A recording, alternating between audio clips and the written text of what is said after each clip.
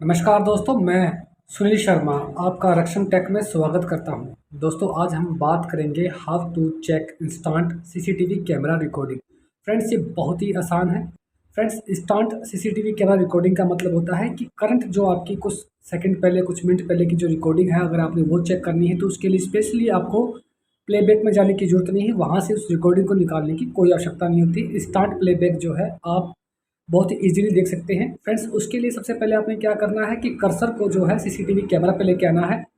आप friends screen पे देख सकते हैं, आपको कर्सर को किसी भी सीसीटीवी कैमरा के बॉटम साइड में लेके आना है। वहाँ पर आपको इंस्टेंट प्लेबैक का जो है आइकन दिखाई दे रहा होगा, इस पर आपने क्लिक करना है।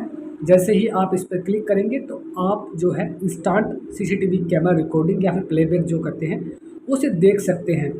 फ्रेंड्स, ये बहुत ही आसान है और बहुत ही काम का फीचर होता है और लगभग सभी सीसीटीवी कैमराज में ये फीचर आजकल आ रहा है। फ्रेंड्स, अगर हमारा वीडियो पसंद आया हो तो प्लीज़ इसे लाइक करना और हमारे चैनल रक्षम टेक को सब्सक्राइब करना बिल्कुल भी मत भूलिएगा। फ्रेंड्स, हमारा वीडियो देखने के लिए आप सभी का बहुत बहुत धन्यवाद। Thanks for watching.